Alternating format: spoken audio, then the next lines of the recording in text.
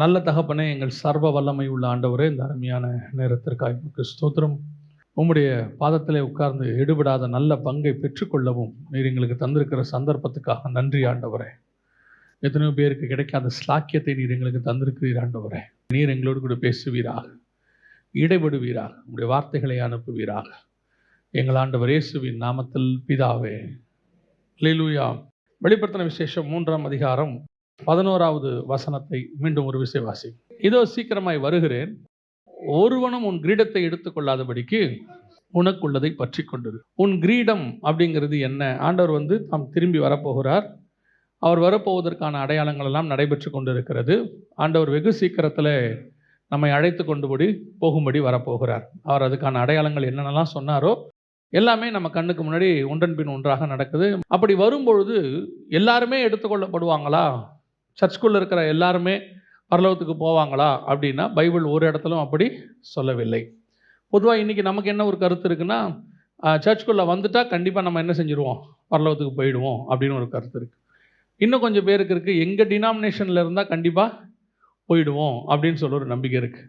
இன்னும் கொஞ்சம் பேருக்கு சில ஊழியங்களை நாம் தாங்கிட்டோம், மிஷினரிகளுக்கு கொடுத்துட்டோம்னா கண்டிப்பாக என்ன செஞ்சுருவோம், வருகையில் போயிடுவோம் அப்படின்றது. இந்த மாதிரி எந்த இடத்துலையுமே பைபிளில் என்ன செய்யலை, ஒரு அஷூரன்ஸ் கொடுக்கல. பைபிளில் கொடுக்குற அஷூரன்ஸே வேறு. ஆனால் இதெல்லாம் செய்யணும். கண்டிப்பாக நீங்கள் ஒரு ஐக்கியத்தில், ஒரு சபையில் நீங்கள் இணைந்திருக்க வேண்டும். ஏன்னா வசனம் சொல்லுது நீங்கள் அப்படி தான் இருக்கணும்னு சொல்லி. சபை கூடி வருவதை சிலர் விட்டு விடுகிறது போல் நீங்கள் விட்டு விடாதிருங்கள்னு இருக்குது. சபைக்கு போகணும், சத்தியத்தை கேட்கணும், அப்புறம் மிஷினரிகளை தாங்கணும், நீங்கள் ஊழியங்களுக்கு நீங்கள் செய்யணும், ஏழைகளுக்கு செய்யணும். இதெல்லாமே ஓகே தான். ஆனால் இதெல்லாமே செகண்டரி. நாம் ஃபஸ்ட்டு எப்படி இருக்கிறோன்றதான் முக்கியம். முதல்ல நித்திய ஜீவனை சுதந்திரிக்கணும். அதோடு கூட இது வரும்போது அவன் கிரிக்கத்தக்கதான பலன் அவரோடு கூட வருகிறது. ஸோ இப்போ இயேசு கிறிஸ்துவின் வருகையில் நாம் போகணும் அப்படின்னு சொன்னால் என்ன செய்யணும் அப்படின்னு சொன்னால், இயேசு நிறைய காரியங்களை சொல்கிறார். ஜெயம் கொள்ளுகிறவன் எவனோ அவனுக்கு தான் ஜீவ விருட்சத்தின் கனியை புசிக்க கொடுப்பேன், ஜெயம் கொள்ளுகிறவன் எவனோ அவனை ஆலயத்தின் தூணாக்குவேன். இதெல்லாமே சபைக்கு சொல்கிறது. சபையை பார்த்து சொல்கிறாரு, நீங்கள் சக்ஸஸ் பண்ணிங்கன்னா இதெல்லாம் உங்களுக்கு நான் செய்வேன். சபைக்குள்ளே வர்றது சக்ஸஸ் அல்ல, சபைக்கு வந்த பிறகு பண்ணுறது தான் சக்ஸஸ். இப்போ சபைக்குள்ளே கொண்டு வருவது கர்த்தருடைய வேலை. இங்கிருந்து பரலோகத்துக்கு போகிறது நம்மக்கிட்ட நிறைய ஆண்டவர் கிரியைகளை எதிர்பார்க்கிறார். அதில் ஒன்று ஆண்டவர் என்ன சொல்கிறாருன்னு கேட்டிங்கன்னா, நீங்கள் வாசித்த வசனம் வெளிப்படுத்தல் 3:11, நான் சீக்கிரமாய் வருகிறேன், ஒருவனும் உன் கிரீடத்தை எடுத்துக்கொள்ளாதபடி. கிரீடம் என்பது எதை குறிக்கிறது அப்படின்னு பார்த்தா, லேவியராகமத்தின் புஸ்தகத்தில் 21ஆம் அதிகாரம் 12வது வசனம் வாசிங்க. பரிசுத்த ஸ்தலத்திலிருந்து புறப்படாமலும் தன் தேவனுடைய பரிசுத்த ஸ்தலத்தை பரிசுத்த குலைச்சலாக்காமலும் இருப்பானாக. அவனுடைய தேவனின் அபிஷேக தைலம் என்னும் கிரீடம் அவன் மேல் இருக்கிறதே, நான் கர்த்தர். அப்போ கிரீடம் என்பது எதை குறிக்கிறது? அபிஷேக தைலத்தை குறிக்கிறது. இந்த தலைமையில் இருக்கிற கிரீடம் அபிஷேகம், ஒரு ராஜரீக அபிஷேகம். அதில் 3 முக்கியமான காரியங்களை பார்த்தோம். அதாவது ஆண்டவர் ராஜாவாக அபிஷேகம் பண்ணினார்.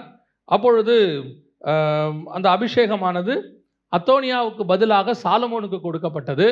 அந்த கிரீடம் சாலமோனுக்கு கொடுக்கப்பட்ட உடனே என்ன நடந்துச்சுன்னு பார்த்தோம். வஸ்தியின் தலையில் இருக்கிற கிரீடம் எஸ்தரின் தலைக்கு போச்சு. அப்பொழுது எஸ்தருக்கு என்ன நடந்தது, வஸ்திக்கு என்ன நடந்தது அப்படின்னு பார்த்தோம். அடுத்தபடியாக சவுலுக்கு ஆண்டவர் அபிஷேகம் பண்ணியிருந்தார். அந்த அபிஷேகம் தாவீதுக்கு மாறி போனது. ஆண்டவர் 2 காரியங்களை வச்சிருக்கிறார். அந்த வசனம் என்ன சொல்லுது? பரிசுத்த ஸ்தலத்திலிருந்து புறப்படாமலும் தன் தேவனுடைய பரிசுத்த ஸ்தலத்தை பரிசுத்த குலைச்சலாக்காமலும் இருப்பானாக. அவனுடைய தேவனின் அபிஷேக தைலம் என்னும் கிரீடம் அவன் மேல் இருக்கிறதே. இது யாருக்கு சொல்லப்பட்டதுன்னு கேட்டீங்கன்னா, ஆசாரியனுக்கு சொல்லப்படுகிறது. அதாவது ஊழியம் பண்ணுறவங்களுக்காக சொல்லப்படுகிறது.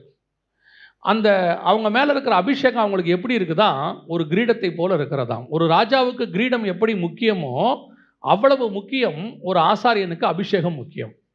சரி, இதையா நீங்கள் எங்களுக்கு சொல்கிறீங்க, நாங்களாம் விசுவாசி தானே அப்படின்னு சொன்னால், ஆண்டவர் உங்களை விசுவாசியாக அழைக்கவில்லை, உங்களை ஒரு அழைப்போடு தான் அழைத்திருக்கிறார். வாசிங்க, வெளிப்படுத்தின விசேஷம் 1ஆம் அதிகாரம் 6வது வசனத்தை வாசிங்க. தம்மிடத்தில் அன்பு கூர்ந்து தமது இரத்தத்தினாலே நம்முடைய பாவங்களார நம்மை கழுவி தேவனுக்கு முன்பாக நம்ம நல்லா கவனிங்க, நம்மளை ராஜாக்களும் ஆசாரியருமாக்கின அவருக்கு. அப்போ நம்மளை ஆண்டவர் எப்படி உண்டாக்கி இருக்கிறாரா? ராஜாவும். அப்போ உங்களை கூப்பிடும் போதே எதுக்கு கூப்பிட்டுருக்கிறாரு அப்படின்னு கேட்டிங்கன்னா, ராஜாக்களும் ஆசாரியருமாய் கூப்பிட்டுருக்கிறார். நல்ல விசுவாசிகள் கவனிங். உங்களுக்கு உங்கள் லைஃப்பில் அழைப்பில் நீங்கள் ரட்சிக்கப்பட்டுட்டேன்னு சொல்கிறீங்க இல்லையா? ரட்சிக்கப்பட்ட அத்தனை பேருக்கும் 2 வேலை இருக்குது. ஒன்று ஆசாரியத்துவம், இன்னொன்று ராஜரீகம். கிங்டம் அந்த ப்ரீஸ்ட்ஹுட் அப்படின்னு சொல்லுவாங்க. இது 2மே நீங்கள் செய்யணும். 2ம் செஞ்சால் தான் உங்களுடைய வாழ்க்கை, உங்களுடைய அழைப்பு ஃபுல்ஃபில்மெண்ட் ஆகும். உங்களுக்கு என்ன சொல்லிட்டாங்க அப்படின்னு கேட்டிங்கன்னு சொன்னால், ஊழியம் அழைப்பு இருந்தால் தான் செய்யணும், அழைப்பு இல்லாதவங்க ஊழியம் செய்யக்கூடாது அப்படின்னு சொல்லி உங்களை ஊழியமே செய்ய வேணாங்கிற மைண்ட் செட்டுக்கு கொண்டாந்துட்டாங்க. அது உங்களுக்கு வசதியாக போச்சு. எப்படி வசதியாக போச்சு?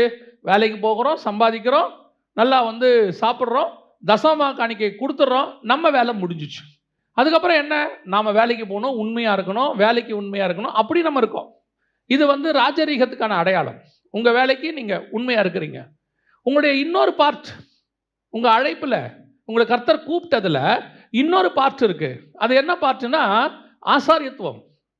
அப்போ உங்களுக்கு இந்த ஊழியம் செய்யறதுக்கு, ஆசாரியத்துவம் ஊழியம் செய்யறதுக்கு அழைப்பு தேவையில்லை என்பது வேறு. 2வது, ஊழியம் என்பது உங்கள் மேல் விழுந்த கடமை, டியூட்டி.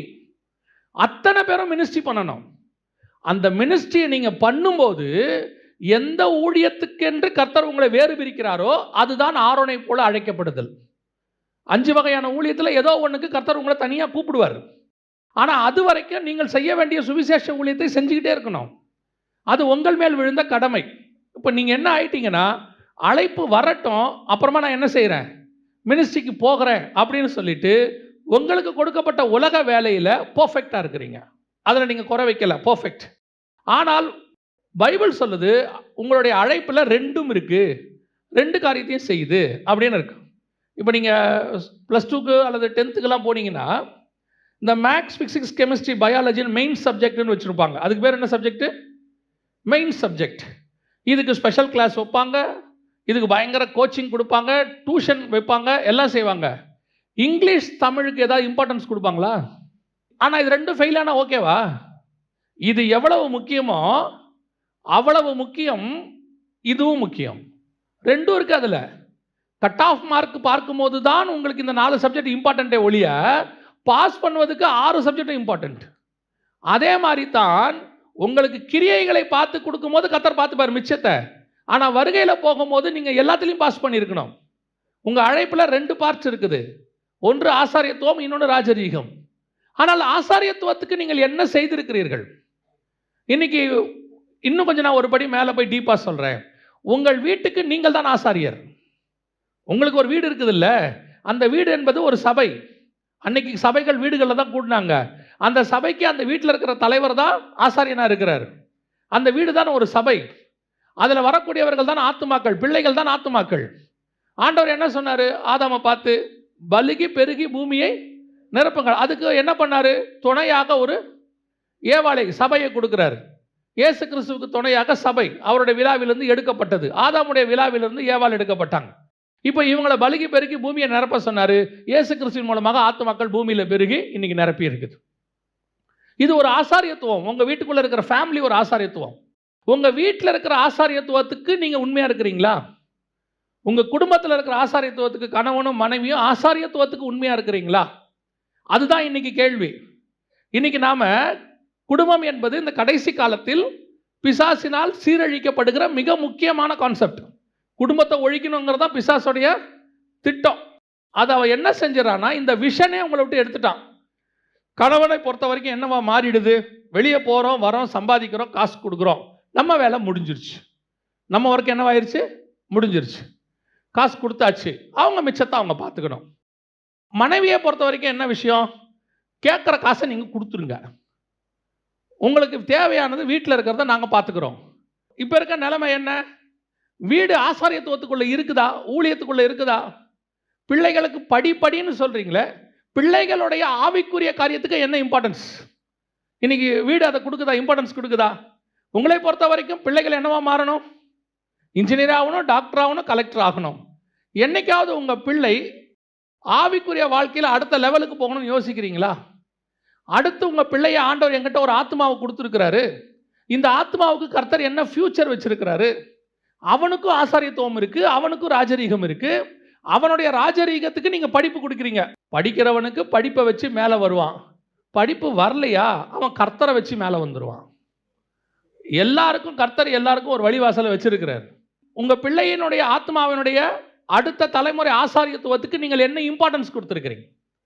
அப்போ இந்த அபிஷேகம் உங்க மேல வச்சதான ஆசாரியத்துவ அபிஷேகம் இருக்கிறதா? முதல்ல அது ஒரு கிரீடம்னு பைபிள் சொல்லுது.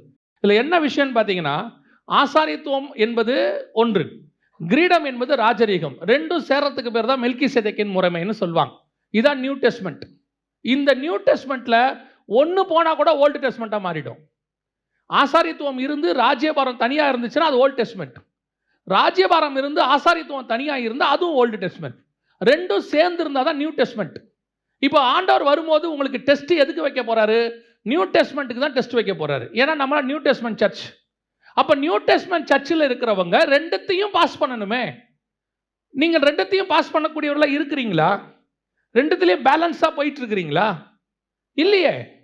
இன்னைக்கு நீங்க உலக பிரகாரமான ஆசாரியத்துவ ராஜரீகத்துக்கு கொடுக்கிற இம்பார்ட்டன்ஸ், வேலைக்கு, எதிர்காலத்துக்கு, சம்பாத்தியத்துக்கு கொடுக்கிற இம்பார்ட்டன்ஸ் இன்னைக்கு ஆசாரியத்துவத்துக்கு இருக்குதா?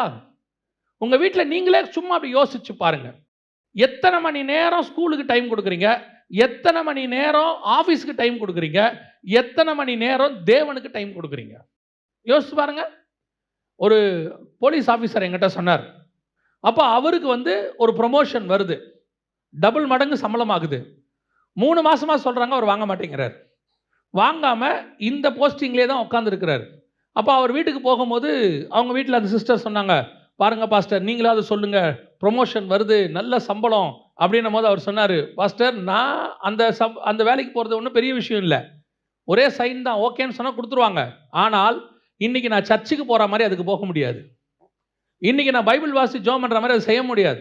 ஊழியத்துக்கு போகிற மாதிரி போக முடியாது. ஏன்னா அது டஃப் ஜாபு.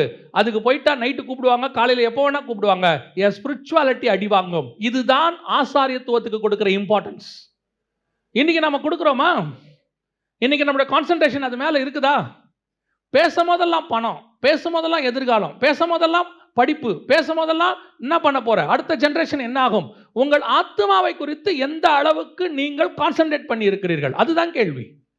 அப்போ உங்களுக்கு ஆண்டவர் கொடுத்த அந்த அபிஷேகம், கிரீடம், ஆசாரியத்துவம் என்று சொல்லக்கூடியதான அந்த அபிஷேக தைலம் இன்னும் இருக்குதா இல்லை போயிருச்சா? அப்போ அந்த ஆசாரியத்துவம், ஆண்டவர் கொடுத்ததான ஸ்பிரிச்சுவாலிட்டி, ஆவிக்குரிய காரியம் இருக்கா? உங்களுக்குள்ள இந்த அபிஷேகம் இன்னும் இருக்கா? இந்த ஆசாரியத்துவம் ஏன் போகுது?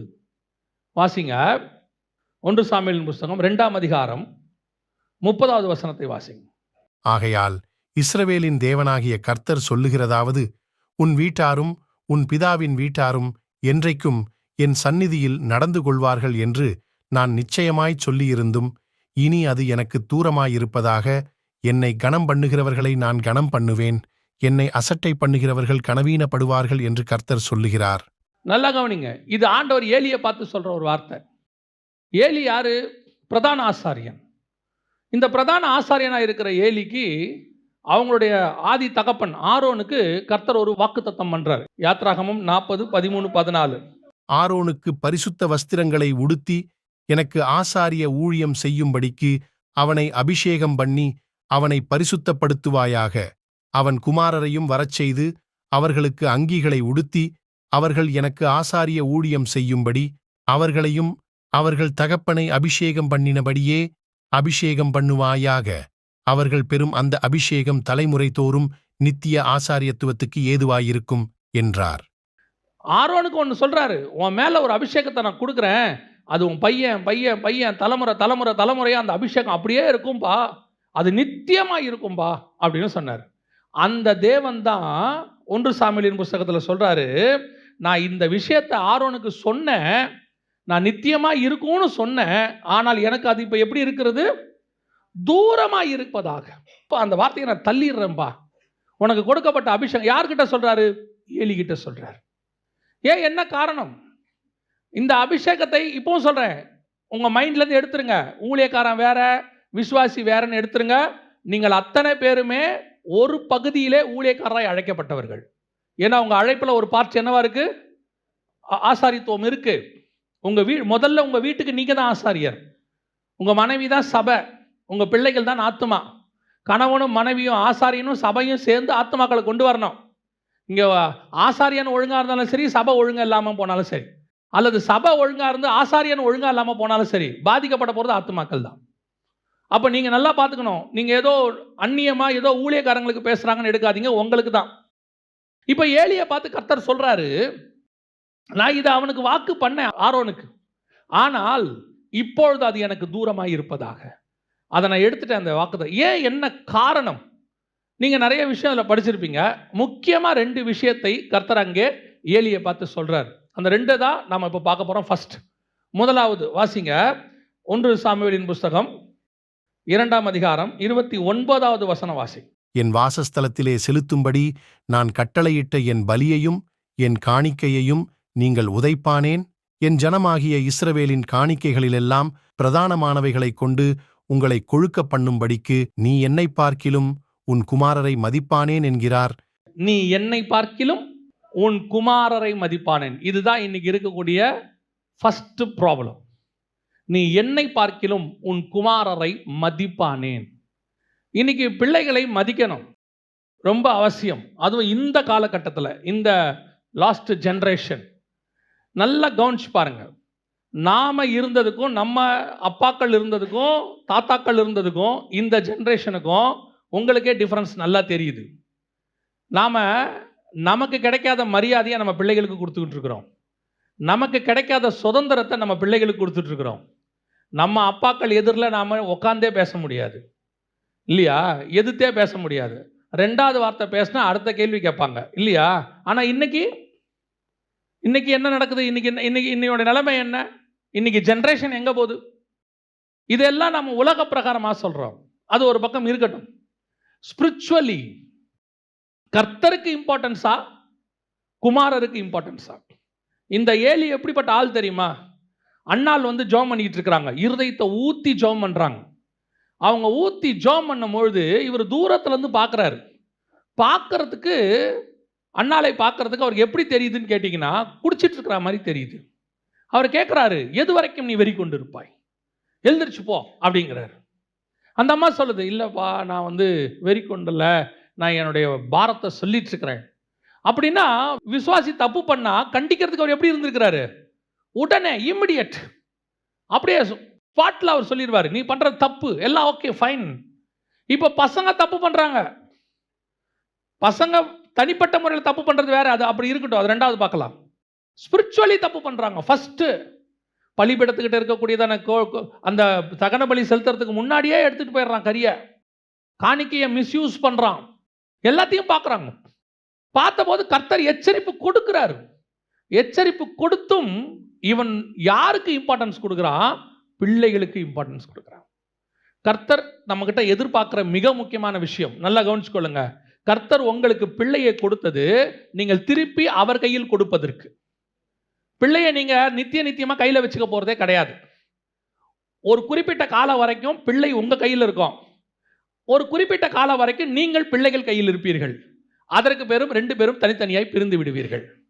நான் கல்யாணத்தில் சொல்லலை, உலகத்தை விட்டு பிரிஞ்சிருவோம். ஒரு சர்டன் லிமிட், 70 பலத்தின் மிகுதினால் 80, அப்புறம் நம்ம இருக்கவே மாட்டோம், பிள்ளைகள் மட்டும்தான் இருப்பாங்க.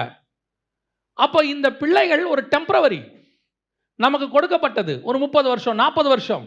அந்த பிள்ளைகளை நம்ம இஷ்டப்படி வளர்க்குறோம், நமக்காக செஞ்சுருக்கிறோம், அது நம்ம இஷ்டம். நம்ம என்ன சொல்கிறோம்?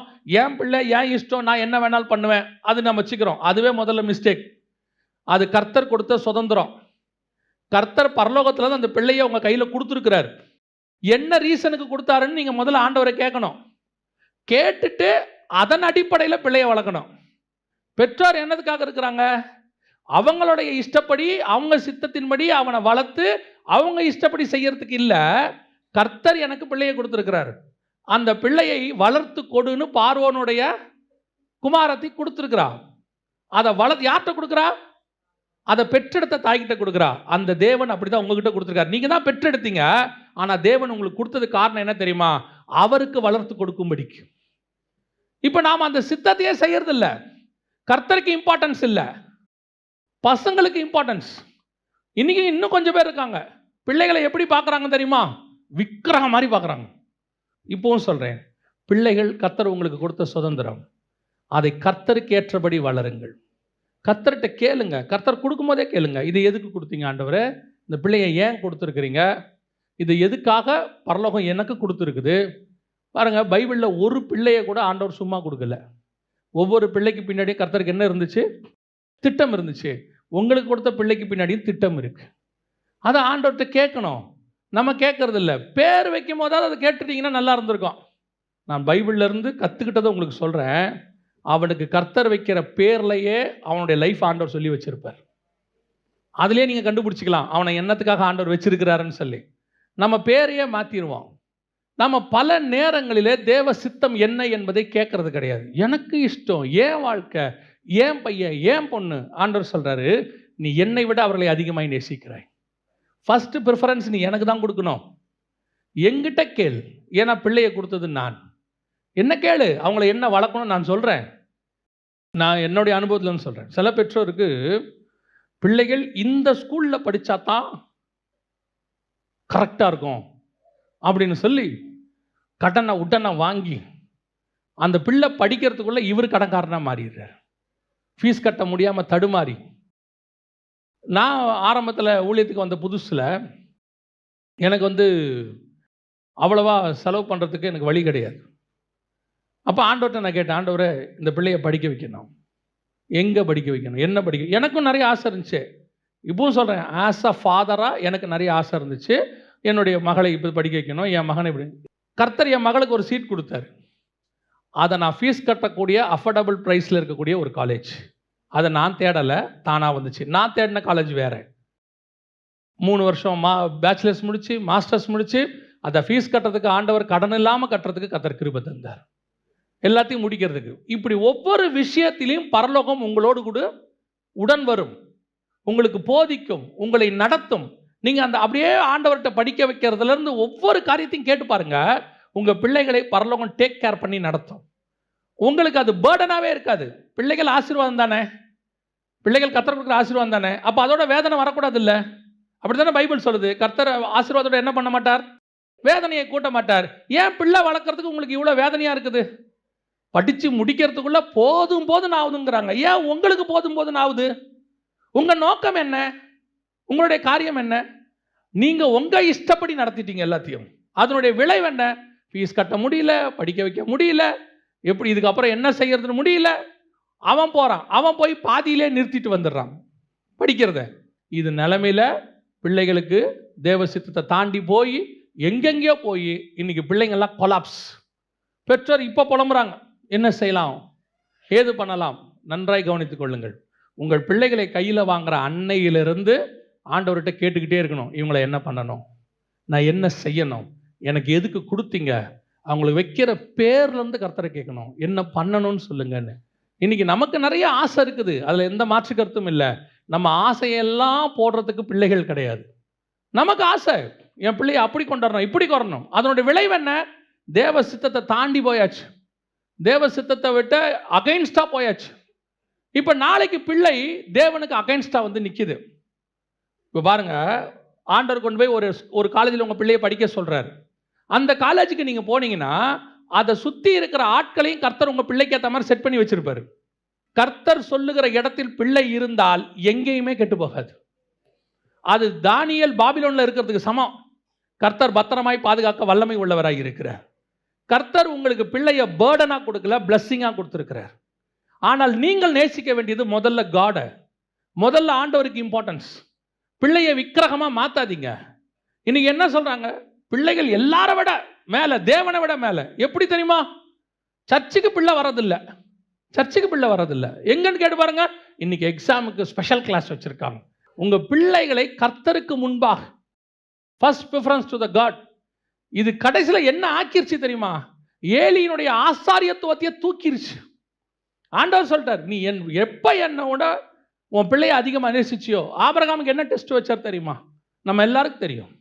ஆனால் அந்த டெஸ்ட் வைக்கும் போது அவர் சொல்கிற வார்த்தை தான் ரொம்ப இம்பார்ட்டன்ட். 22ஆம் அதிகாரம் ஆதியாகமத்தில் 1 சொல்வார். அந்த டெஸ்ட் வைக்கும் போது ஒன்று சொல்வார். என்ன வார்த்தை சொல்வாருன்னா, அப்பொழுது அவர், உன் புத்திரனும் உன் ஏகசுதனும் உன் நேசகுமாரனுமாகிய ஈசாக்கை நீ இப்பொழுது அழைத்து கொண்டு மோரியா தேசத்துக்குப் போய் அங்கே நான் உனக்கு குறிக்கும் மலைகள் ஒன்றின் மேல் அவனை தகனபலியாக பலியிடு என்றார். உன்னுடைய அன்பான பையனை எனக்கு தான்றாரு. கேட்கும் போதே டெம்ப்ட் பண்றாரு. அவனை கேட்கும் போது உன் பையனை கொடுப்பான்னு கூட கேட்கல. ஒரே ஒரு பையன் வச்சிருக்கல, ரொம்ப நேசிக்கிறல்ல, அவனை கொடுத்துரு.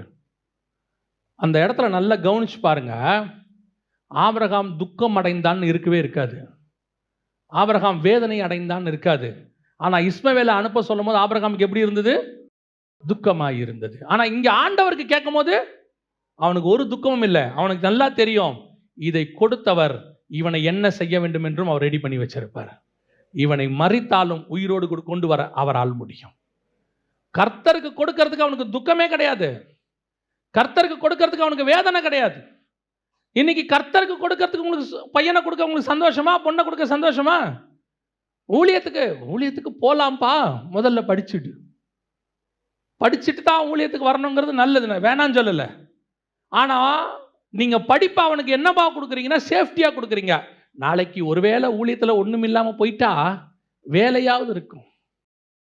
கர்த்தர் கேட்கும் போது பையனை ஊழியத்துக்கு கொடுக்குற இன்ட்ரெஸ்ட் இருக்குதா? என்னைக்காவது ஒரு சிலர் தவிர என்னைக்காவது உங்கள் பிள்ளையை ஊழியத்துக்கு ஒப்பு கொடுத்துருக்கிறீங்களா? ஆனால் நான் உங்களுக்கு ஒன்று சொல்லுகிறேன், செல்வ சீமானாய் இருந்த ஆபிரகாம் தம்முடைய பிள்ளையை எந்த துக்கத்தோடும் தேவனுக்கு தரவில்லை. அவன் சந்தோஷமாய் கொண்டு போய் கொடுத்தான். எப்தாவுடைய பொண்ணு பலி சொன்ன உடனே அவ சொல்றா, நான் முதல்ல கொஞ்சம் என்ன பண்ணிக்கிறேன், கன்னிகளுக்கான காரியங்கள்லாம் செஞ்சு முடிச்சுட்டு அப்புறமா சாக வரேன்னு சொல்றா. ஆனால் ஆபிரகாம் பாருங்க, பிள்ளையை கேட்ட உடனே இன்னும் ஒரு வாரம் என் பிள்ளையோட இருந்துக்கிற ஆண்டவரே, ஒரு 3 நாள் இருந்துக்கிற ஆண்டவரேன்னு கேட்கல. மறுநாள் எப்போ எழுந்தானா? அதிகாலை வெயிட் பண்ணிட்டே இருக்கான். எப்போ கர்த்தருக்கு கொடுக்கலாம். நாளைக்கு கேட்டார் ஆண்டவர், டிலே பண்ணவே வேண்டாம், நாளைக்கு காலையில் as soon as possible எழுந்திரிச்சான். ஏர்லி மார்னிங் எழுந்திரிச்ச உடனே கர்த்தருக்கு கொண்டு போயிட்டான். இதுதான் கர்த்தருக்கு பிள்ளையை கொடுத்தல். நல்லா தெரிஞ்சுக்கொள்ளுங்க, இன்ஜினியராக இருக்கிறவனோ டாக்டராக இருக்கிறவங்களோ பரலோகத்துக்கு போவாங்கிறது கன்ஃபார்ம் இல்லை. ஆனால் பிள்ளையை ஊழியத்துக்கு ஒப்பு கொடுத்தீங்கன்னா உங்கள் பிள்ளையை ஹெவன்லி கவர்மெண்ட்டுக்கு ஒப்பு கொடுத்துருக்கிறீங்க. நீங்கள் ஹெவன்லி கவர்மெண்ட்டுக்கு ஒர்க் பண்ண ஒப்பு கொடுத்துருக்கிறீங்க. இன்னைக்கு பிள்ளைகளை எப்படி நேசிக்கிறோம்? கர்த்தரை விட அதிகமாக நேசிக்க தொடங்கிட்டோம். கர்த்தருக்கே கொடுக்க மாட்டோம். நாம் தேவனுக்கு கொடுப்பதுக்கு ரெடியாக இருக்கணும். எந்த நேரத்திலும் சரி, ஃபர்ஸ்ட் ப்ரிஃபரன்ஸ் காட், ரெண்டாவது தான் பிள்ளை. இந்த ஆர்டரை மாற்றக்கூடாது. சில நேரத்தில் பிள்ளைகள் உங்களை புரிஞ்சுக்க மாட்டாங்க. நீங்கள் காடுக்கு கொடுக்குற இம்பார்ட்டன்ஸ் அவங்களுக்கு கொஞ்சம் கோபம் வரும். அவங்களே சொல்லுவாங்க, எங்கள் அப்பா அம்மாவுக்கு எங்கள் மேலே பாசமே இல்லை, ஆண்டவர் ஊழியன் ஓடுறாங்க, கர்த்தருக்கு தான் இம்பார்ட்டன்ஸ் கொடுக்குறாங்க, எங்களுக்கு கொடுக்கறதில்லன்னு சொல்லுவாங்க. அதை பற்றி கவலையே படாதீங்க. ஒரு நாள் உங்கள் நீதி அவர்களுக்கு முன்பாக தெரியும். ஒரு நாள் அவங்க சொல்லுவாங்க, எங்கள் அப்பா அம்மா நீதிமானாக இருந்தார்கள், அவர்கள் எங்களை கர்த்தருக்குள் வளர்த்தார்கள். ஒரு ஊழியக்காரர் அவருடைய சாட்சி புக்கில் எழுதியிருக்கிறாரு, காலையில் பைபிள் வாசிக்காட்டி அவங்க வீட்டில் டிஃபனே தரமாட்டாங்களாம். சாப்பாடு பிரேக்ஃபாஸ்ட் கிடையாது, காலைல பைபிள் வாசித்தா தான் பிரேக்ஃபாஸ்ட். அப்போ ஒரு நாள் சொன்னாராம், நான் இன்னைக்கு பைபிள் வாசிக்க மாட்டேன் அப்படின்னு. அவங்க சொன்னாங்களா, உனக்கு பிரேக்ஃபாஸ்ட் கிடையாது. உடனே அவர் சொன்னாராம், பார்ப்போம். மத்தியானம் வரைக்கும் வாசிக்கலையாம், மத்தியானம் சாப்பாடும் கிடையாது. சாயங்காலம் வரைக்கும் பைபிள் வாசிக்கலையாம். அவங்க அம்மா சொன்னாங்களா, நைட்டும் சாப்பாடு கிடையாது. அப்புறம் கேட்டாராம், உங்களுக்கு என்னை விட பைபிள் தான் முக்கியமா? அவங்க சொன்னாங்களா, நீ பைபிள் வாசிச்சா தருவேன், இல்லைன்னா தரமாட்டேன். அன்னைக்கு அவர் கோவத்தோட போய் பைபிள் வாசிச்சுட்டு, இப்படி ஒரு தாய் தகப்பனை எனக்கு கொடுத்தீங்களே ஆண்டவரே, ஈவிரக்கமே இல்லையே இவங்களுக்கு அப்படின்னு சொல்லிட்டு பைபிள் வாசிச்சுட்டு சாப்பிட்டாராம். ஆனால் ஒரு நாள் வந்தது, அவருடைய சாட்சி புக்கில் எழுதுறாரு, அன்றைக்கு என் தாய் தகப்பன் கர்த்தருக்குள் என்னை பைபிள் வாசிக்கிறதிலும் ஜெபத்திலும் நடத்தினது இன்று என்னை கொண்டு வந்து ஊழியக்காரனாய் நிறுத்தி இருக்கிறது. சில நேரத்தில் ஸ்பிரிச்சுவலி நாம் எடுக்கிற முடிவு நம்ம பிள்ளைகளுக்கு தப்பாக தோன்றும். ஐயோ, அப்பா எந்த பேரண்ட்ஸ் டீச்சர்ஸ் மீட்டிங்கும் வரவே மாட்டாரு, ஊழியன்னு ஓடுறாரு, எங்களுக்கு எது ஒன்றும் நிற்க மாட்டேங்கிறார், எல்லாமே எங்கள் அம்மா தான் வராங்க, அப்பா வர்றதில்லை. சில நேரத்தில் நமக்கு தோணும், ஐயோ பிள்ளைகள் நம்மளை வெறுத்துருவாங்களோன்னு. ஆண்டவர் சொல்வார், நீ போ, உன் நீதி ஒரு நாள் விளங்கும். அதை தெரியப்படுத்துகிற காலம் ஒன்று வரும். பல நேரங்களில் நாம் தேவனுக்கு முன்பாக செய்கிறது பிள்ளைகளுக்கு முன்பாக தெரியாது. ஆனால் செய்ய வேண்டியது தேவனுக்கு. அதை பிள்ளைகளுக்கு தெரியப்படுத்த கர்த்தர் வல்லமை உள்ளவராக இருக்கிறார். அல்லேலூயா. ரெண்டாவது, ஏலிகிட்ட இருக்கக்கூடிய இன்னொரு பிரச்சனை என்ன? வாசிங்க, 1 சாமுவேலின் புஸ்தகம் 3ஆம் அதிகாரம் 13வது வசனம்.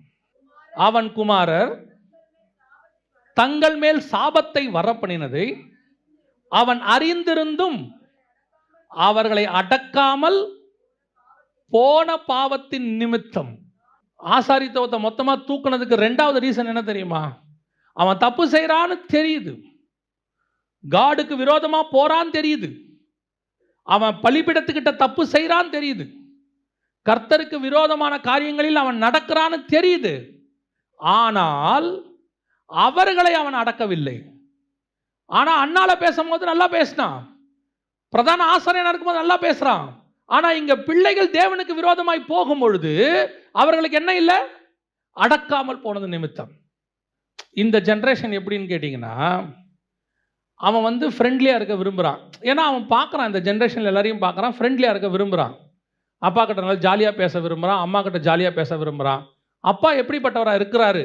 சில அப்பாக்கள் எப்படி இருக்கிறாங்கன்னா, அவங்க அப்பா கிட்ட எப்படி இருந்தாரோ அப்படித்தான் பையன் நம்மகிட்ட இருக்கணும்னு நினைக்கிறாங்க. அப்போ இந்த ஜெனரேஷன் கிட்ட நீங்க பழகும் போது பெற்றோரும் கொஞ்சம் என்ன செய்யுங்க, கொஞ்சம் ஃப்ரெண்ட்லியா இருங்க. இது நீங்க கொஞ்சம் அட்ஜஸ்ட் பண்ணணும் பெற்றோர். ஆனா அதே நேரத்தில் ஸ்பிரிச்சுவலி ராங்கா போகும்போது கண்டிக்க வேண்டியது உங்களுடைய வேலை.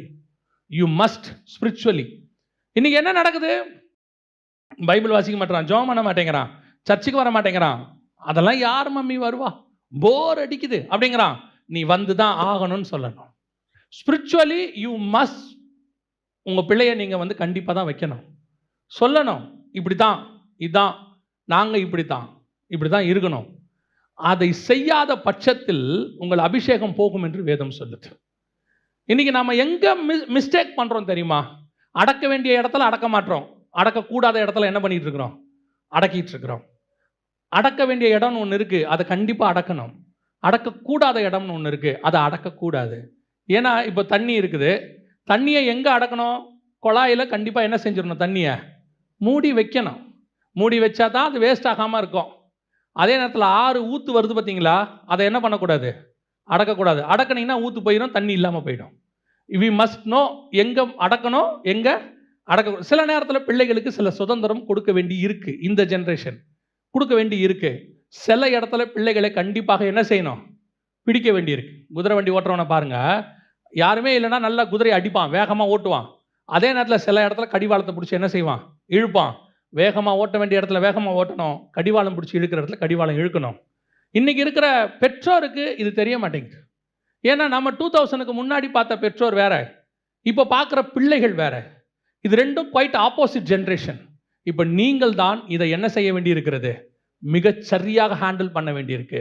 அவங்கள ஃப்ரெண்ட்லியாக நடத்துங்க, ஸ்ட்ரிக்டாக நடத்த வேண்டிய இடத்துல ஸ்ட்ரிக்டாக நடத்துங்க.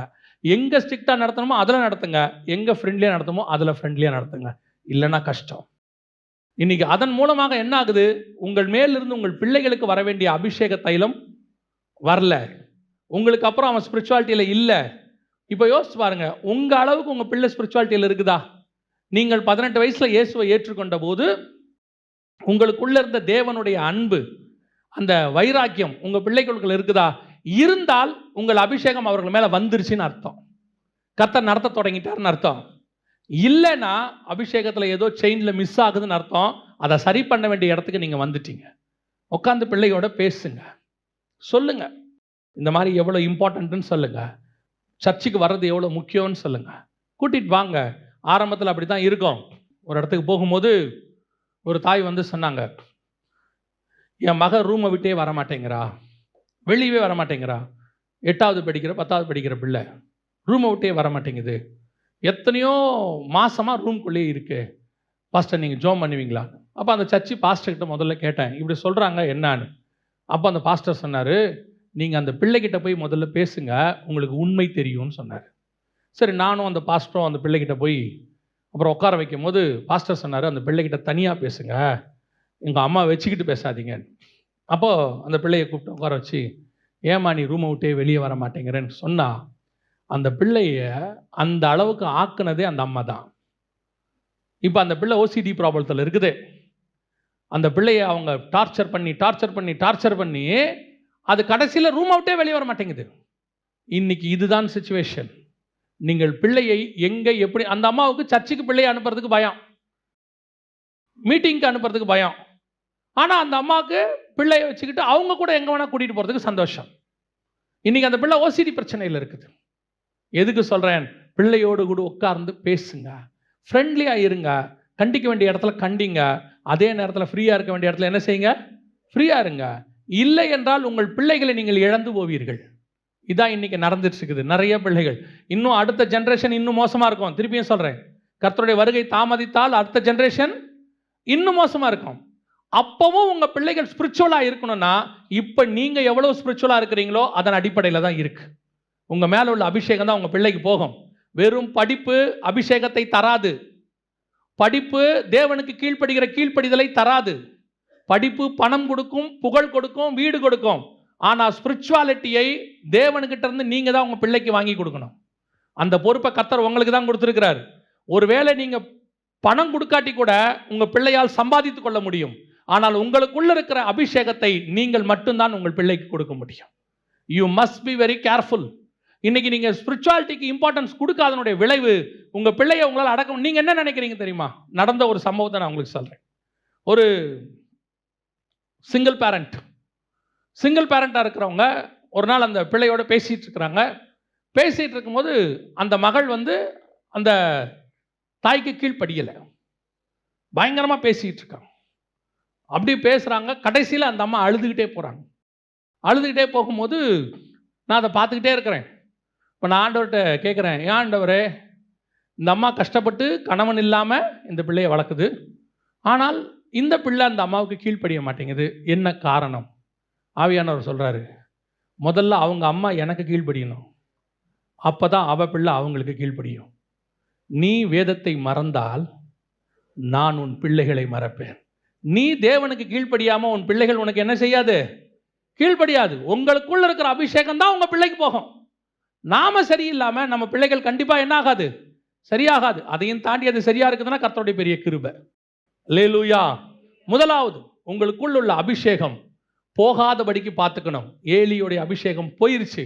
அடுத்து, அபிஷேகம் ஒரு ஊழியக்காரன் மேலிருந்து எதனால் போகிறது? வாசிங்க 2 பேதுருவின் புஸ்தகம் 2ஆம் அதிகாரம் 15-16 வாசிங்க. செம்மையான வழியை விட்டு தப்பி நடந்து பேயோரின் குமாரனாகிய பிலேயாமின் வழியை பின்பற்றி போனவர்கள். அவன் அநீதத்தின் கூலியை விரும்பி தன்னுடைய அக்கிரமத்தி நிமித்தம் கடிந்து கொள்ளப்பட்டான். பேசாத மிருகம் மனுஷர் பேச்சை பேசி தீர்க்கதரிசியினுடைய மதிகேட்டை தடுத்தது. அப்போ பிலேயாம் 2வது ஊழியக்காரன். பிலேயாமை பற்றி பைபிளில் வாசித்து பாருங்க. அவனை மாதிரி ஒரு தீர்க்கதரிசி கிடையவே கிடையாது. எப்பேற்பட்ட தீர்க்கதரிசி தெரியுமா? 2 சம்பவத்தில் நீங்கள் பார்த்தீங்கன்னா பிலேயாமை பற்றி அப்படி ஒரு காரியம் வருது. ஒன்று வாசிங்க, என்னாகமத்தின் புஸ்தகம் 24ஆம் அதிகாரம் 17வது வசனத்தை வாசிங்க. அவரை காண்பேன், இப்பொழுது அல்ல, அவரை தரிசிப்பேன், சமீபமாய் அல்ல. ஒரு நட்சத்திரம் யாக்கோபிலிருந்து உதிக்கும், ஒரு செங்கோல் இஸ்ரவேலிலிருந்து எழும்பும். அது மோவாபின் எல்லைகளை நொறுக்கி சேத்புத்திரர் எல்லாரையும் நிர்மூலமாக்கும். யாரை பற்றின ப்ராஃபஸி தெரியுமா? அது இயேசுவை பற்றின ப்ராஃபஸி. அவர் வரும்போது நட்சத்திரம் தோன்றுவதை பற்றி பேசுகிறான். ஒரு நட்சத்திரம் யாக்கோபிலிருந்து தோன்றும், ஒரு செங்கோல் இஸ்ரவேலிலிருந்து தோன்றும், அது மோவாபை மிதிக்கும். எப்பேற்பட்ட ப்ராஃபஸி பாருங்க. ஜீசஸ் கிரைஸ்டை பற்றின ப்ராஃபஸி. நல்லா தெரிஞ்சுக்கொள்ளுங்க, பிலேயாம் இஸ்ரவேல்காரன் கிடையாது. இன்னும் இஸ்ரவேலர்கள் எங்கே போல? அவங்க நாட்டுக்கே போல. இஸ்ரவேல் தீர்க்கதரிசி கிடையாது, புறஜாதி தீர்க்கதரிசி. The best prophet. அவன் எப்பேற்பட்டவன்றதுக்கு 2வது காரியம், அவன் சபிச்சா சபிச்சது, அவன் ஆசீர்வதிச்சா ஆசீர்வதிச்சது. இது பாலாக்குக்கும் தெரியுது, தேவனுக்கும் தெரியுது. அதனால்தான் தேவனே என்ன பண்றாரு? அவங்ககிட்ட நீ அவனை என்ன பண்ணாத, சபிக்காதன் கர்த்தர் இறங்கி பேசுறாரு. அப்படின்னா அவனுடைய அபிஷேகம் எப்படி பாருங்க. இப்போ அந்த அபிஷேகத்தை தான் கர்த்தர் நம்ம கையில் கொடுத்துருக்கிறார். நீ ஆசீர்வதிக்கிறவர்களை நான் ஆசீர்வதிப்பேன், நீ சபிக்கிறவர்களை நான் சபிப்பேன். அந்த அபிஷேகம் யார் மேல இருக்குது? நம்ம மேல இருக்குது. அவன் முதலாவது இயேசு வரதை பத்தி தீர்க்க தரிசனம் சொன்னான். நம்ம வரப்போற இயேசுவை பத்தி பேசிக்கிட்டு இருக்கிறோம். அந்த அபிஷேகத்தை கர்த்தர் நம்ம மேல கொடுத்திருக்கிறாரு. ஆனால் இந்த அபிஷேகம் எதனால போச்சு? பிலேயாமுக்கு எதனால போச்சு? அந்த வசனம் என்ன சொல்லுது? வாசிங்க 2 பேதுரு 15-16. செம்மையான வழியை விட்டு தப்பி நடந்து பேயோரின் குமாரனாகிய பிலேயாமின் வழியை பின்பற்றிப் போனவர்கள். அவன் அநீதத்தின் கூலியை விரும்பி அநீதத்தின் கூலி. இந்த அநீதத்தின் கூலி திருப்பி இன்னொரு ஆளுக்கு யாருக்கு ஆண்டவர் பைபிள்ல சொல்வார் தெரியுமா? யூதாஸுக்கு சொல்வார். காசுக்காக எல்லாவற்றையும் விடுகிறவர்கள், காசுக்காக மினிஸ்ட்ரி பண்ணுகிறவர்கள், காசுக்காக ஸ்பிரிச்சுவாலிட்டியை யூஸ் பண்ணுகிறவர்கள், அவங்ககிட்ட இருக்கிறது பெரிய கிஃப்ட், பயங்கரமான ப்ராஃபிட். ஆனா எதுக்கு போனான் தெரியுமா? பாலாகி ஏதாவது கொடுப்பான். ப்ராஃபஸியை எதுக்கு சொல்றது? கூலிக்கு சொல்றது, தன்னுடைய அபிஷேகத்துக்கு விலை பேசுறது. இன்னைக்கு ஒரு குரூப் இருக்கு, ஊழியத்தின் பாதையிலும் இருக்கு, ஆவிக்குரிய வாழ்க்கையிலும் இருக்கு. கர்த்தர் உங்களுக்கு கொடுத்திருக்கிறதான கிஃப்டை, கர்த்தர் உங்களுக்கு கொடுத்திருக்கிற டேலண்டை காசுக்காக நீங்கள் கூலிக்காக பயன்படுத்துவீர்களானால் பிலேயாமினுடைய நிலைமை உங்களுக்கும் வரும். இன்னைக்கு அபிஷேகத்தை எங்க இழக்கிறோம்? பணம் தேவை, அதுல எந்த மாற்று கருத்தும் தெரியல. ஏன்னா வாழ்க்கைக்கு கண்டிப்பா என்ன வேணும்? பணம் வேணும். அது வாழ்க்கைக்கு தான் பணம் வேணுமே ஒழிய பணம் வாழ்க்கை அல்ல. பணம் இருக்கிற எத்தனை பேருக்கு வாழ்க்கை இல்லை? எத்தனை கோடீஸ்வரன் பணத்தை வச்சுட்டு கிடக்கான், வேலைக்காரங்க இருக்காங்க, பசங்க அமெரிக்காவில் இருக்காங்க, வாட்ஸ்அப்லேயே பார்த்துக்கிறாங்க, செத்தாலும் யூடியூப்லேயே பார்த்துக்கிறாங்க, புதைக்கிறதையும் யூடியூப்லேயே பார்த்துக்கிறாங்க. இது என்ன வாழ்க்கை? கொரோனா வந்துச்சே, கொரோனா மாதிரி பணத்துக்கு லிட்ரலாக பாடம் எடுக்கிறதான காரியம் யாராலையும் முடியாது. எத்தனை கோடீஸ்வரன், எவ்வளோ பணம், எத்தனை கிரெடிட் கார்டு, எத்தனை காஸ்ட்லி கார், ஒரு ஆக்சிஜன் சிலிண்டர் கிடைக்கல. பணம் தேவை. திருப்பியும் சொல்கிறேன், ஒரு இடத்துல பணம் தோற்று போகும், பணம் ஒரு இடத்துல தோற்று போகும், அந்த இடத்துல தேவன் வந்து நிற்பார். பணம் உதவ முடியாத இடத்தில் தேவன் தான் உதவுவார். இன்னைக்கு நிறைய கூட்டம் ஒன்று இருக்கு, கர்த்தர் கொடுத்துருக்கிற கிஃப்டை, கர்த்தர் கொடுத்துருக்கிற டேலண்ட்டை பணத்துக்கு யூஸ் பண்ணி பணம் பணம் பணம்னு. நான் இந்த மினிஸ்ட்ரிக்கு வந்ததில் கண்டுபிடிச்சதில் ஒன்று என்ன அப்படின்னு கேட்டிங்கன்னா, எனக்கு என்ன தேவையோ அதை பரலோகம் கொடுப்பதற்கு தயாராக இருக்கிறேன். ஏற்ற நேரத்தில் அதை கொடுக்கும். நல்லா தெரியும். இப்போ பாருங்கள், நான் குழந்தையாக இருக்கும்போது இந்த சைஸ் ட்ரெஸ் எடுக்கணும்னு என் பெற்றோருக்கு தெரிஞ்சிச்சு. அதுவே நான் கொஞ்சம் வளர்ந்த உடனே பார்க்குறாங்க, இந்த சைஸ் ட்ரெஸ் பத்தாது, ட்ரெஸ் எடுக்க போகும்போதே சொல்லுவாங்க, 4 வயசாக இருக்கும், 5 வயசுக்கு கொடுங்கம்பாங்க. ஏன்? வளர்கிற பிள்ளை வளர்ந்துடும். 15 வயசு ஆகும்போது நமக்கு என்ன தேவையோ, பொல்லாதவர்களாகிய நீங்கள் உங்கள் பிள்ளைகளுக்கு நல்ல ஈவுகளை செய்யும்போது பரலோகத்தில் இருக்கிற பிதா செய்வது அதிக நிச்சயம். உங்களுக்கு என்ன தேவை, ஏது தேவை, எவ்வளோ பணம் தேவை? இன்னைக்கு பணம் பணம் பணம்னு ஒரு குரூப் வாழ்க்கை ஃபுல்லாக ஓடுறான். 58 60 வரைக்கும் ஓடி சம்பாரிச்சு எல்லாம் சேர்த்து வச்சுட்டு என்ன பண்ண போற? 60லேருந்து 70க்குள்ள இந்த 60 வரைக்கும் சம்பாரிச்சதை செலவு பண்ணிடுறான். கிட்னி ஃபெயிலியர், அது ஃபெயிலியர், இது ஃபெயிலியர், மொத்தம். அதை வேற நம்மக்கிட்ட என்ன சொல்கிறான்? பாரு, நான் சம்பாரிச்சதுனால தானே இப்படி செலவு பண்ண முடிஞ்சிச்சு. நான் சொல்கிறேன், நீ சம்பாரிச்சதுனால தான் செலவு பண்ண. நீ ஒழுங்காக இருந்திருந்தீனா இது வந்திருக்கவே வந்திருக்காது. உடம்பை பார்க்கறது இல்லை, 12 மணி நேரம் 14 மணி நேரம் வேலை, டயத்துக்கு சாப்பிட்றது இல்லை, நைட்டு 11 மணி 12 மணி 2 மணிக்கு சாப்பிட்றது, டயத்துக்கு படுக்கிறது இல்லை, ஃபோனை பார்த்துக்கிட்டே உட்காந்துருக்கான். நல்லா கவனிங்க, எல்லாத்துக்கும் ஒரு பிரமாணம் இருக்கு. என்ன சாப்பிட்ணும், எப்போ சாப்பிட்ணும் இருக்கு. ஒரு காலத்தில் நமக்கு அதெல்லாம் தெரியாது, உண்மைதான். கிடைக்கிற போதெல்லாம் என்ன பண்ணுறோம்? அடித்து நவுத்திடுவோம். ஒரு இடத்துல கர்த்தர் ஒரு அலாரம் கொடுப்பாரு, இங்கே கொஞ்சம் ஸ்டாப் பண்ணிக்கன்னு. அந்த அலாரத்தை கேட்டு நீங்கள் ஸ்டாப் பண்ண தொடங்கிட்டீங்கன்னா டாக்டர்கிட்ட போக வேண்டிய வேலையே இருக்காது. பாடியில் அந்த அலாரம் இருக்குது, ஆண்டவர் ஃபிக்ஸ் பண்ணியிருக்கிறார். நம்மளோட எல்லா பார்ட்டுக்குமே ஒரு அலாரம் வச்சுருக்கிறார். அது கரெக்டாக அடிக்கும். கொஞ்சம் ஒரு பாயிண்ட்டு தாண்டும் போது சொல்லும், சுகர் கொஞ்சம் இன்க்ரீஸ் ஆகுதா பாடியில் சொல்லும், பிபி இன்க்ரீஸ் ஆகுதா சொல்லும், கொலஸ்ட்ரால் இன்க்ரீஸ் ஆகுதா சொல்லும். அந்த அலாரத்தை மட்டும் நீங்கள் கரெக்டாக கவனிச்சிட்டிங்கன்னு வச்சுக்கோங்க, ஆட்டோமேட்டிக்காக உங்கள் பாடி நார்மல் கண்டிஷனுக்கு வந்துடும். இன்றைக்கி நம்ம என்ன செய்கிறோம்? பல நேரங்களில் இந்த காசுக்காக ஓடி ஓடி ஓடி ஓடி உடம்பை கவனிக்காமல் எல்லாம் போய் கடைசியில் பிழையாமுடைய நிலைமை தான். இதே மாதிரி உபதேசம், பணத்துக்கான உபதேசம் இப்போ சபைக்குள்ளே இருக்குதாமா. ஆண்டவர் சொல்கிறார், வாசிங்க, வெளிப்படுத்தின விசேஷம் 2ஆம் அதிகாரம் 14வது வசனம் வாசி. ஆகிலும் சில காரியங்களை குறித்து உன்பேரில் எனக்கு குறை உண்டு. விக்கிரகங்களுக்கு படைத்தவைகளை புசிப்பதற்கும் வேசித்தனம் பண்ணுவதற்கும் ஏதுவான இடரலை இஸ்ரவேல் புத்திரர் முன்பாக போடும்படி பாலாக் என்பவனுக்கு போதனை செய்த பிலேயாமுடைய போதகத்தை கைக்கொள்ளுகிறவர்கள் உன்னிடத்தில் உண்டு. சபைக்குள்ள இப்படிப்பட்ட உபதேசத்தை கைக்கொள்றவங்க என்ன உபதேசமா? காசுக்காக ஜனங்களை தவறாய் நடத்துகிறவர்கள். பாலாக் அவன் எப்படி நடத்திட்டானாமா? இஸ்ரவேல் ஜனங்களை போட்டு கொடுத்து காசுக்காக, அநீதத்தின் கூலிக்காக இஸ்ரவேல் ஜனங்களை மோசம் போக்குற உபதேசத்தை பாலாக்கு கொடுத்துட்டானாமா. அதே மாதிரி இன்னைக்கும் சபைக்குள்ள ஜனங்களை மோசம் போக்குற உபதேசம். எப்படி மோசம் போக்குற உபதேசம்?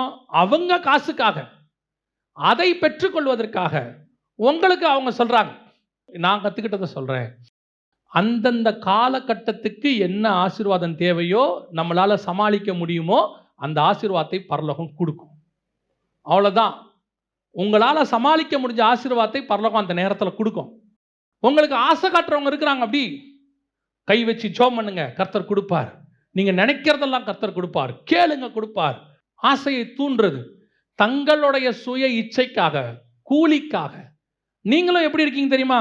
இந்த கேட்குற விஷயத்தை கேட்டு, ஓ பரவாயில்லையே, ஆண்டவர் அதை கொடுப்பார், இதை கொடுப்பார். திரும்பியும் சொல்கிறேன், ஆண்டவருக்கு உங்களுக்கு என்ன கொடுக்கணும்னு அவருக்கு தெரியும். ரெண்டாவது, உங்களுக்கு என்ன தேவைன்னு உங்களுக்கு தெரியாது. அதான் பிரச்சனை. வசனம் சொல்லுது, நமக்கு என்ன தேவை என்பதை நாம் அறியாதிருக்கிறபடினாலே. நம்மளை பொறுத்த வரைக்கும் அந்த நிமிஷத்துக்கு என்ன தேவையோ அதை கேட்போம் ஆண்டவர்கிட்ட. அந்த நிமிஷத்துக்கு, அப்போ அந்த இடத்துல. ஆண்டவர் அப்படி கொடுக்க மாட்டார். ஆண்டவர் கொடுக்கறது அந்த நிமிஷத்துக்கு மட்டுமல்ல, ஃபியூச்சருக்கும் உங்களுக்கு தேவையானதை சேர்த்து கர்த்தர் கொடுப்பார்.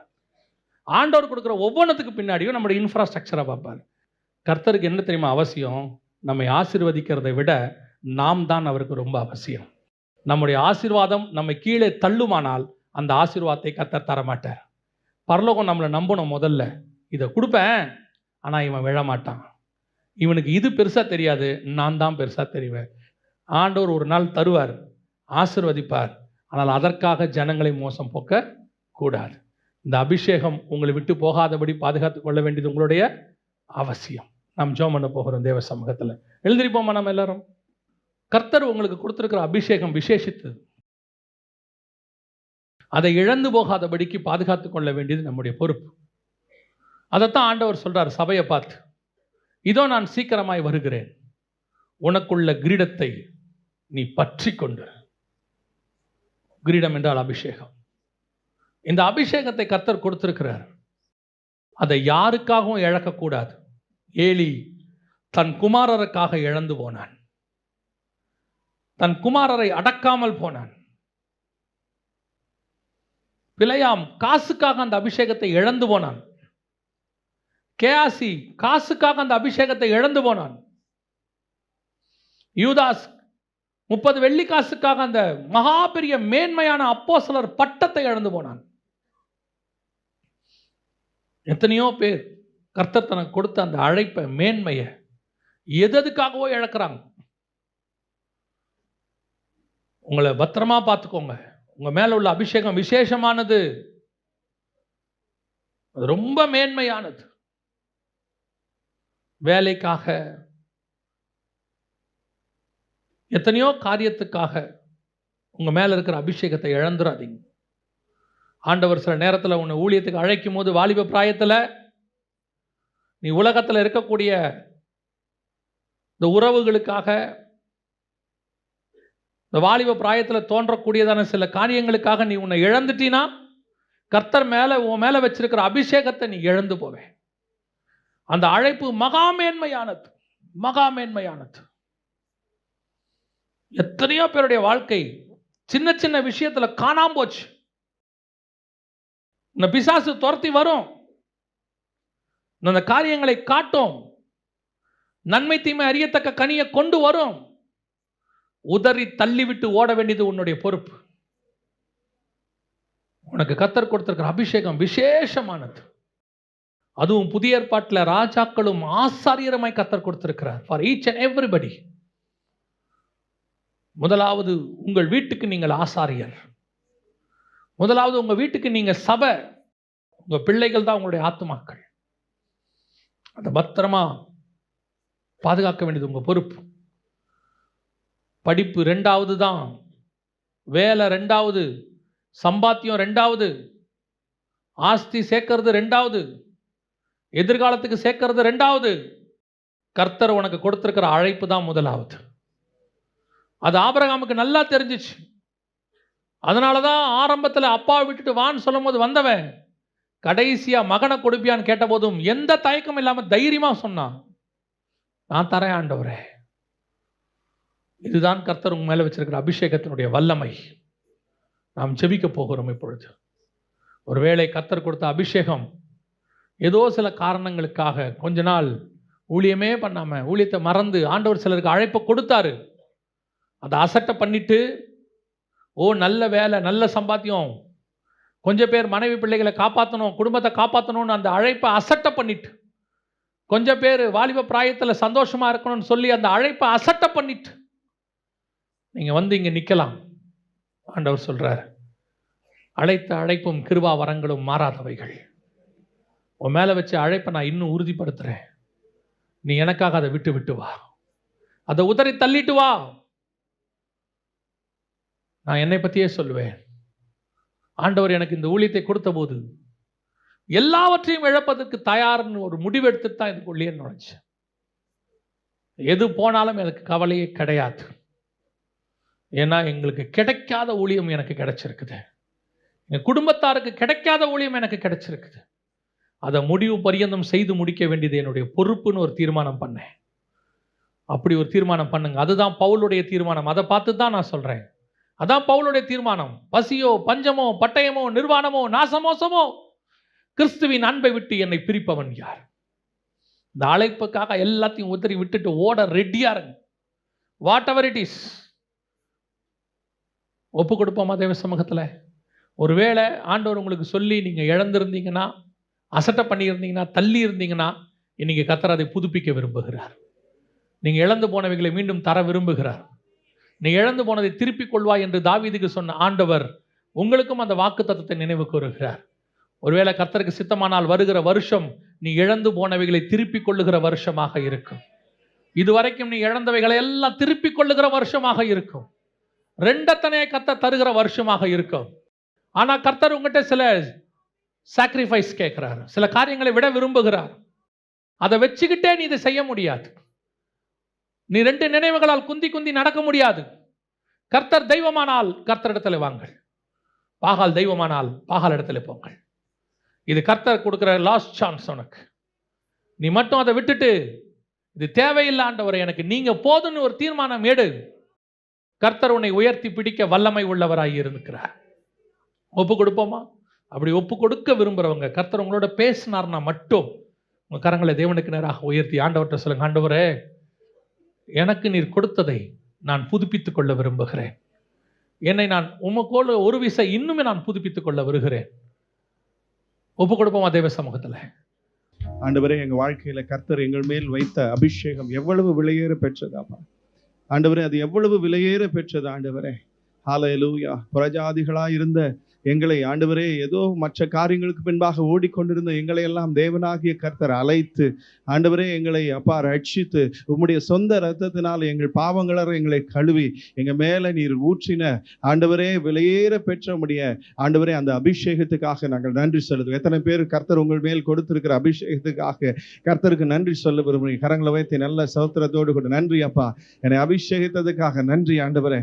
என் மேல் கர்த்தர் வைத்திருக்கிற விசேஷ அபிஷேகத்துக்காக நன்றி, அழைப்புக்காக நன்றி, எனக்கு கொடுத்திருக்கிற ஊழிய அழைப்புக்காக நன்றி, எனக்கு கொடுக்கப்பட்டிருக்கிற உம்முடைய கிருபைகளுக்காக நன்றி, எனக்கு கொடுக்கப்பட்டிருக்கிற உம்முடைய தாளந்துகளுக்காக நன்றி, எனக்கு கொடுக்கப்பட்டிருக்கிற அபிஷேகத்துக்காக நன்றி ஆண்டவரே, எனக்கு கொடுக்கப்பட்டிருக்கிற பரலோக அதிகாரங்களுக்காக நன்றி செலுத்துகிறோம் ஆண்டவரே.